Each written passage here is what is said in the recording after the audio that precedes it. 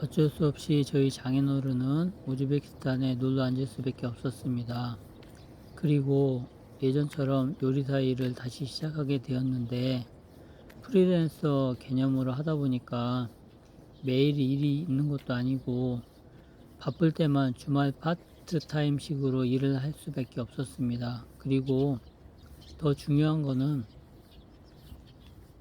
한국에 있을 때와의 월급이 자꾸 비교가 되는 거였어요. 한국에서는 일은 좀 힘들었지만은 최소한 한 달에 200만 원 이상은 버셨거든요. 근데 우즈베키스탄은 일이 계속 있다고 해도 한 달에 40만 원 이상 넘기가 쉽지가 않았어요. 그러니까 일할 의욕이 저하되고 속된 말로 일할 맛이 나지 않는다고 하셨습니다. 그러다 보니 평소 습관처럼 매일 음주를 하게 되시고 운동 또한 안 하게 되었습니다. 그러니까 자꾸 배가 나오는 거죠. 우즈베키스탄 가보신 분들은 아시겠지만은 우즈베키스탄 분들이 대부분 배가 많이 나오셨고요. 남녀 다 똑같습니다. 그리고 운동을 거의 하지 않으세요. 그러니까 각종 성인병에 많이 시달리시고요. 수명이 의외로 굉장히 짧습니다. 저희 장인 어른도 그러한 코스를 정석대로 밟고 가고 계셨어요. 그러다가 어느 날 갑자기 쓰러지셔가지고 병원에서 보니까 심혈관 쪽에 아주 중대한 문제가 발생해서 긴급으로 스텐스 시술을 하게 되셨고요.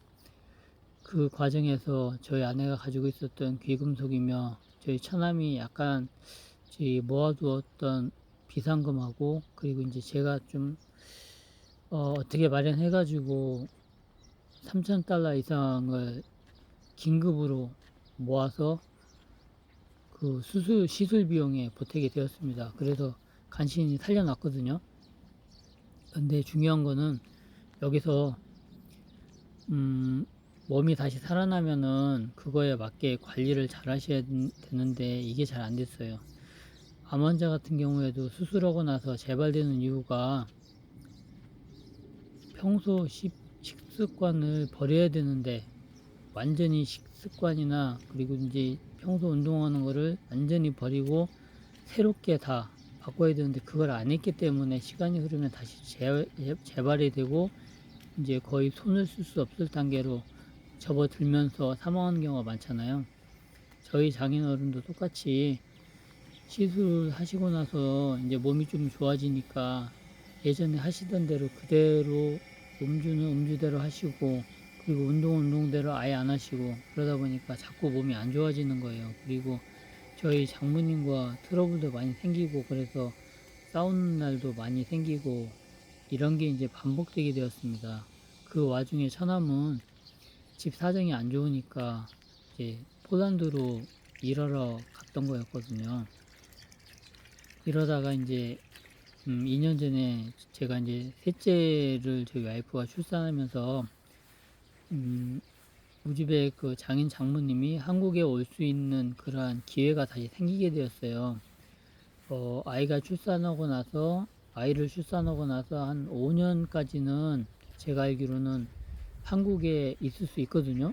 예, 와이프가 뭐 무슨 일을 한다든가 그런 것도 있을 때 그 아이를 돌봐주는 목적으로 이렇게 돌보는 목적으로 이렇게 입국해가지고 계실 수 있는데 그게 이제 좀 기회가 생기다 보니까 장인 어른께서 저희 아내를 통해서 자꾸 한국에 가고 싶다고 그렇게 말씀하시는 거예요. 근데 제가 사실 좀 냉정하게 거절을 했습니다. 왜냐면은 장인 어른이 스탠스 시술을 한 상태로 그대로 계시고 그리고 몸이 좀 많이 좋아졌다고 하지만은 한국에 와서 어떻게 될지가 모르는 거거든요. 제 주위에서도 저도 많이 좀 경험을 했었고 들은 바가 있기 때문에 한국에서 장인어른이 쓰러지면은 제가 모든 걸 다 떠안아야 되는데 저는 그럴 자신이 없었거든요. 그래서 절대 안 된다고 그래서 저희 장인어른이 아마 저한테 많이 서운했을 것 같아요. 그렇지만 저는 어쩔 수가 없었거든요.